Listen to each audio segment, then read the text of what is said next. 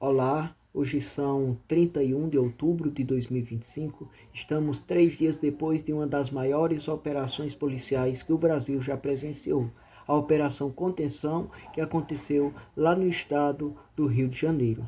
E dentro do contexto da Operação Contenção, hoje nós estaremos dialogando sobre 4 livros, especificamente o livro Doidinho, de José Lins do Rego, e além deste livro nós estaremos trabalhando o Livro dos Espíritos, do educador francês Allan Kardec, o livro Feminismo Primeira Onda, que é um compilado de textos sobre feminismo, e a Constituição Federal de 1988. Então nós estaremos trabalhando esses 4 livros. Eu não consegui estar apresentando e mostrando a minha imagem. Então, enquanto eu estiver apresentando, vocês irão acompanhar apenas minha voz e os slides. De início, como pode ser observado, eu trago alguns dados sobre a Operação Contenção, Aconteceu no último dia 28 de outubro de 2025, no Rio de Janeiro, em 2 complexos, no Complexo do Alemão e da Penha. Os números eu gostaria de salientar, visto que é o principal elemento que nós iremos utilizar em alguns trechos, Os números de mortos foram 121, 113 pessoas presas. Além desses 113 presos, tivemos 10 adolescentes.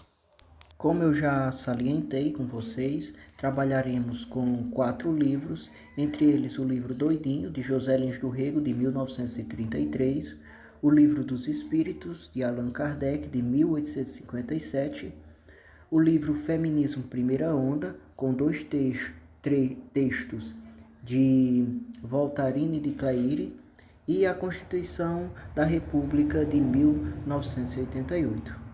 Para iniciar a leitura dos trechos, é interessante explicar para vocês o que significa decurião, Possuem alguns significados, O primeiro era o chefe pessoal do Palácio Romano. Segundo, conselheiro que atuava nos senados municipais e coloniais. O terceiro, oficial que comandava um grupo de 10 cavaleiros. E o quarto, na escola, aluno mais adiantado que atuava como professor junto aos outros alunos de uma decúria. Dentro da perspectiva de Lins do Rego, o decurião do colégio era o aluno que era responsável por observar os outros, por falar tudo que os outros estavam fazendo de errado para o diretor. É importante explicar que nós iremos tratar aqui o diretor Maciel, personagem do livro, como o Estado, e José João, o Coruja, que é o decurião no livro, como a polícia. O primeiro trecho do capítulo 28 fala o seguinte: você fica no lugar de Felipe.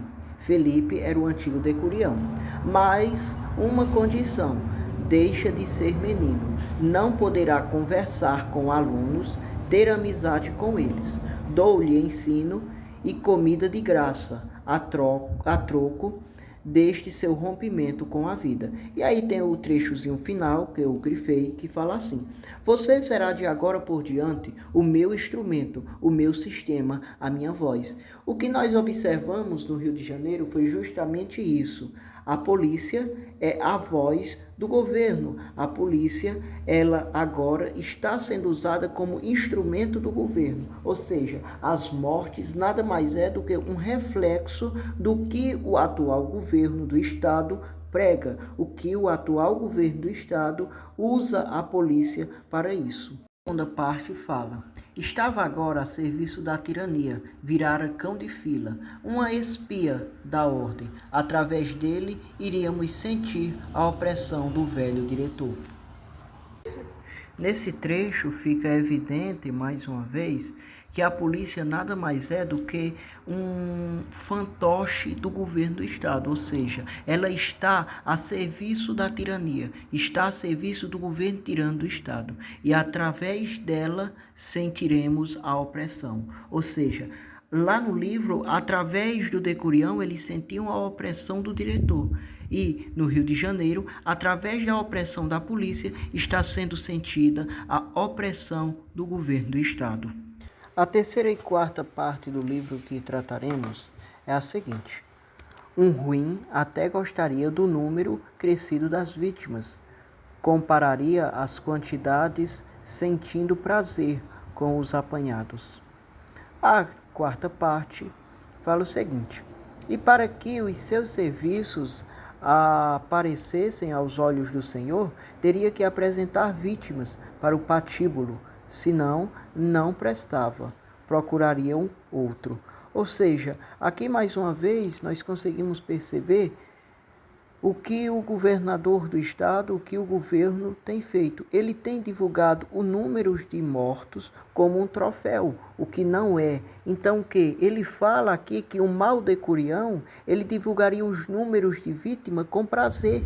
Ou seja, o mau governo, o desgoverno do Rio de Janeiro está fazendo justamente isso, está divulgando o número de mortos, mais de 121 mortos, mais de 113 pessoas presas como um troféu, quando na realidade não é troféu, mas sim o exemplo de um desgoverno, de um governo tirano.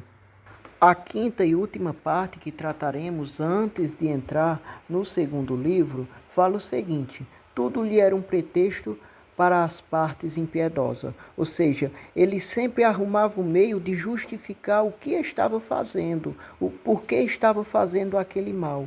O mal, ele é mal independente de ser por uma boa condição ou não. O mal é sempre mal, assim como o bem é sempre bem. E aí nós precisamos aqui ver justamente isso. Quem tem acompanhado os jornais tem observado o governo do estado sempre tentando mostrar o pretexto por que matou tantas pessoas, quando na realidade não existe pretexto para justificar essas mortes.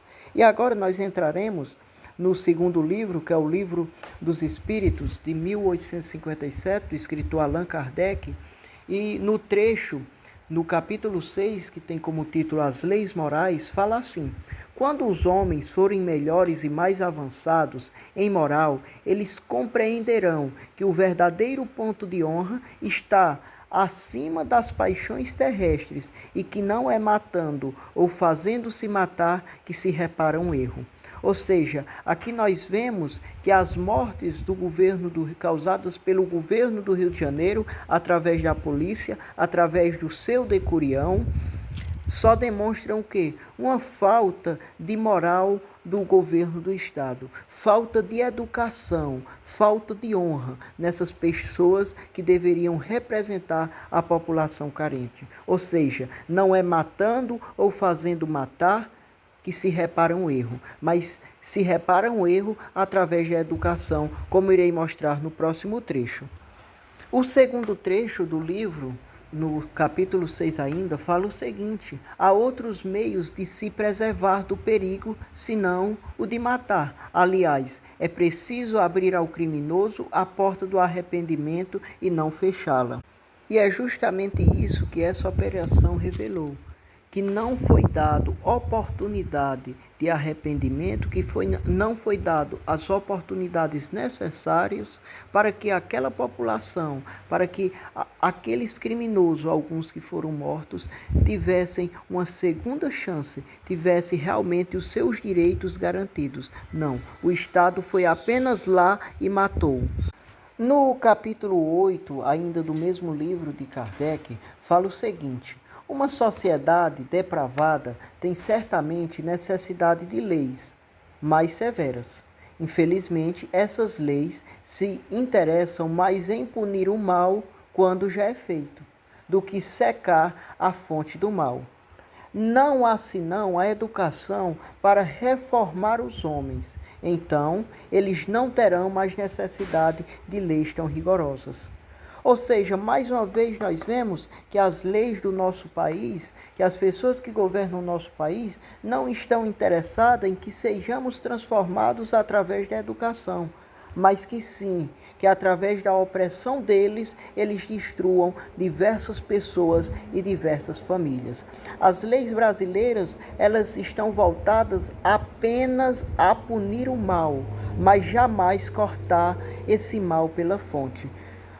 As pessoas mortas no Rio de Janeiro não são elas que lucram, não são elas que melhoram de vida com o tráfico, com a criminalidade. Não, quem comanda realmente esses grupos criminosos não está dentro das favelas, sim está fora, em condomínios de luxo, vivendo da melhor forma possível. Ou seja, um ataque como esse que aconteceu no Rio de Janeiro, ele não está cortando o mal pela raiz, ele não está procurando assecar a fonte do mal, como diz Kardec, mas sim ele está apenas tentando punir as pessoas que são usadas por esse sistema, quando na realidade nem punir o governo fez. O governo apenas matou pessoas, apenas destruiu famílias.